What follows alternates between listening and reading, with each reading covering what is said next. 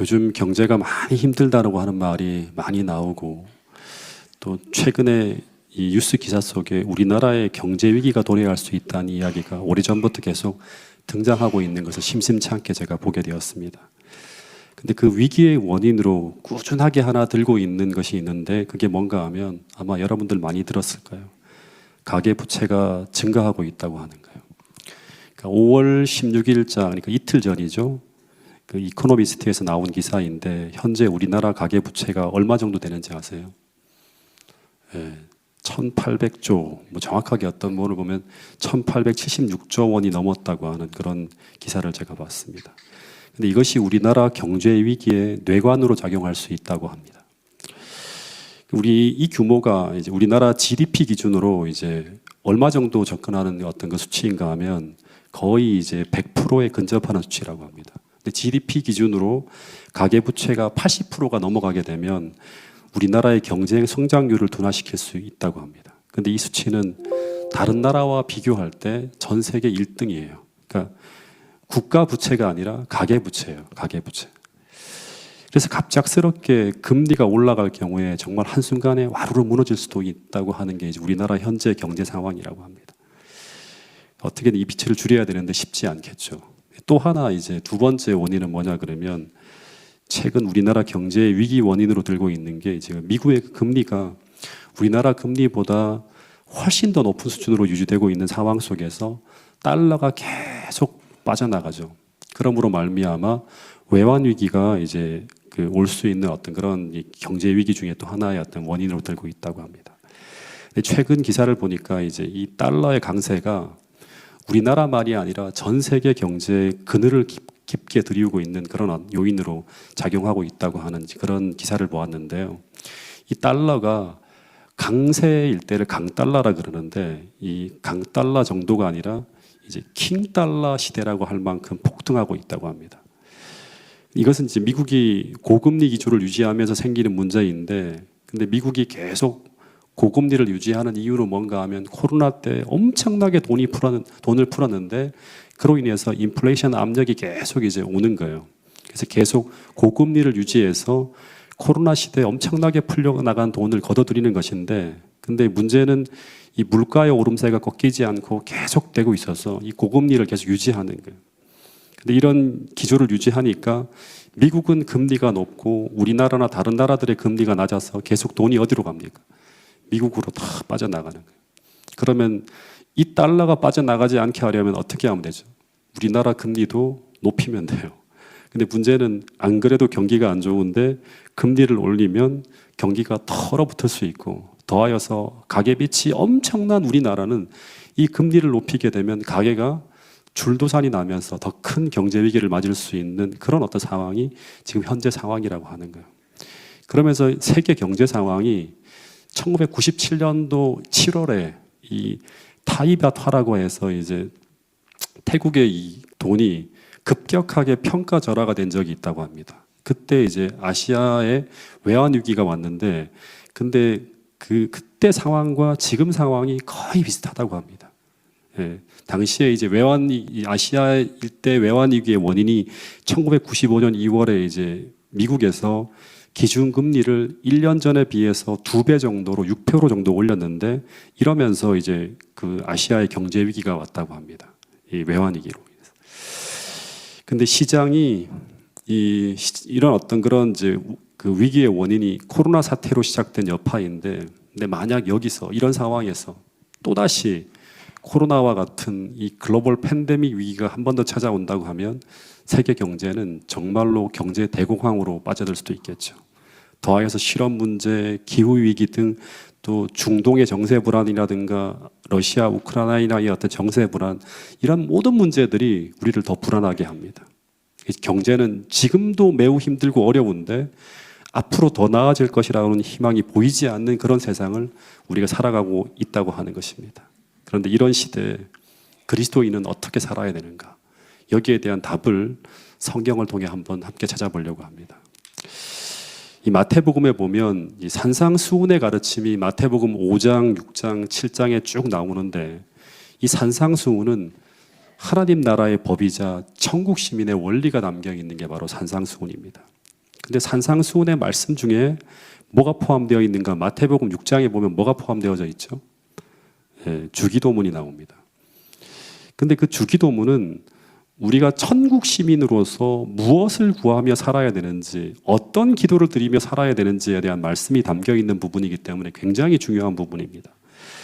근데 주님이 가르쳐 주신 그 주기도문의 결론이 뭔가 하면 마태복음 6장의 마지막 절이라고 합니다. 이 성경절을 먼저 한번 읽어보겠습니다. 시작. 그런즉 너희는 먼저 그의 나라와 그의 의를 구하라. 그리하면 이 모든 것을 너희에게 더하시리라.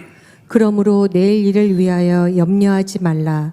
내일 일은 내일이 염려할 것이요 한 날의 괴로움은 그날로 족하니라. 여기서 우리는 두 가지 결론을 이제 하나 얻게 되는데, 첫 번째는 뭐냐 그러면 너희는 먼저 그의 나라와 그의 의를 구하라. 그러면 이 모든 것들, 다시 말하면 인생의 나머지 것들은 주님께서 책임지겠다고 하는 게 첫 번째 하나의 결론이고, 두 번째는 뭐냐 그러면 너가 먼저 그의 나라와 그의 의를 구하고 있다면, 다시 말해 오늘 우리가 하나님의 뜻을 추구하며 살아가고 있다면, 두 번째, 내일 일은 염려하지 않아도 된다고 하는 것입니다. 근데 이런 결론을 가지고 주기도문을 바라보면 이제 의문이 생기는 게 한 구절이 나와요. 이 주님이 가르쳐준 주기도문의 내용을 보면 그 안에 담겨질 기도의 내용 중에 첫 번째는 그의 이름이 나오고, 하나님의 이름, 두 번째는 그분의 나라가 나오고, 또 하나는 그분의 뜻을 구하라고 한 다음에 네 번째 기도문이 뭐죠? 오늘날 우리에게 일용할 양식을 주옵소서라고 하는 기도입니다. 근데 이것은 마태복음 6장의 그 결론과 모순된 기도문처럼 그렇게 보여집니다. 마태복음 6장 25절에도 보면 이런 말씀이 있죠. 주님의 가르침은 분명히 목숨을 위하여 무엇을 먹을까, 무엇을 마실까, 몸을 위하여 무엇을 입을까 염려하지 말라는 것이었어요. 근데 그 이유가 무엇 때문인가 하면 이제 주님께서 예로 드는 게 공중의 새를 보라고. 이 새들은 심지도 않고 거두지도 않고 창고에 모아들이지도 않는다. 그러나 하늘 아버지께서 기르시고 있어서 생존하고 있다고 하는 거예요. 그러면서 너희는 이것들보다 귀하지 아니하 하면서 먹을 것에 대한 염려를 하지 말라고 하는 말씀을 하셨고, 28절에서는 또 어떤 말을 하는가 하면 의복에 대한 염려도 하지 말라고 말씀하시면서 이번에는 들의 백합화가 어떻게 자라나는가 한번 생각해 보라고 하는 거예요. 그래서 동일하게 그 백합화는 수고도 아니하고 길쌈도 아니하는데, 그런데 그렇게 아름다운 곳으로 단장되어지는 이유는 하나님께서 돌보시기 때문에 그렇게 아름다운 곳으로 단장되어진다고 하면서, 그러면서 내리는 결론이 뭔가 하면 마태복음 6장 31절 32절이에요. 염려하여 이르기를, 그러므로 염려하여 이르기를 무엇을 먹을까, 무엇을 마실까, 무엇을 입을까 하지 말라. 이는 다 누가 구하는 것이다? 이방인들이 구하는 것이라. 너희 하늘 아버지께서는 이 모든 것이 너희에게 있어야 할 줄을 알고 있다고 하는 거예요. 이 말이 무슨 말인가 하면 먹고 사는 문제, 생활의 염려에 대해서는 구하지 아니해도 너희 하늘 아버지께서 너희가 무엇이 필요한지 다 아시기 때문에 그것은 그리스도인들이 구하는 것이 아니라고 말씀하고 있는 거예요. 예. 이방인들이 구하는 거라고 하는 거예요. 그래서 마태복음 6장 이야기의 결론은 너희는 먼저 그의 나라와 그의 의를 구하라. 그리하면 이 모든 것을 다 너희에게 더하시겠다고 하시는 게 산상수훈의 하나의 결론이자 주기도문의 결론이에요. 그러면 주님이 가르쳐 주신 기도문 중에 네 번째 기도문이 뭐예요? 일용할 양식을 위해 기도하라고 말씀하신 이게 무슨 의미인가 하는 거예요. 이것은 이방인들이 구하시는 거라고 하면서 또 왜 여기에서는 일용할 양식을 위해 기도하라고 말씀하고 있는 것일까? 이걸 한번 같이 풀어보는 거예요. 마태복음 6장 11절의 말씀을 보면 예수님은 지금 무엇을 위해 기도하라고 말씀하고 있는가 하면 정확하게 보면 일용할 양식이에요.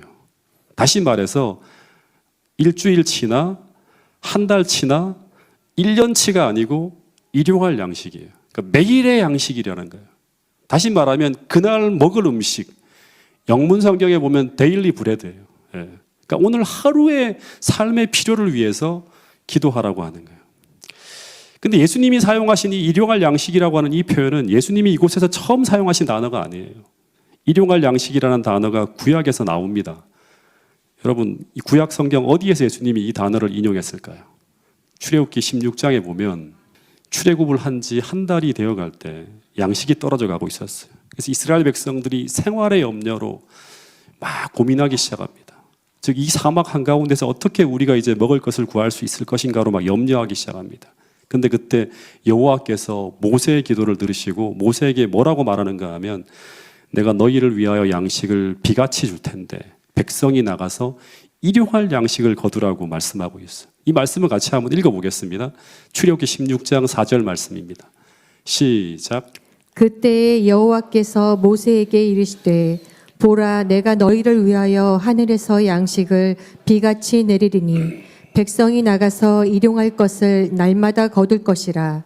이같이 하여 그들이 내 율법을 준행하나 아니하나 내가 시험하리라.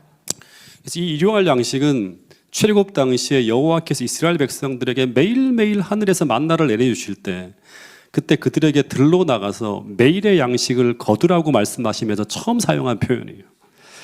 당시 이스라엘 백성들이 광야에 있을 때 그때 그들은 주님으로부터 직접 양식을 공급받았는데 그때 하나님은 어떻게 이 양식을 주셨는가 하면 하늘에서 비가 내리는 것처럼 정말로 한없이 쏟아 부어줬어요. 이 양식을 만나라고 그렇게 불렀는데 근데 이 만나가 당시 얼마만큼 부어졌는가 하면 당시 이스라엘 백성들이 몇 명이었죠?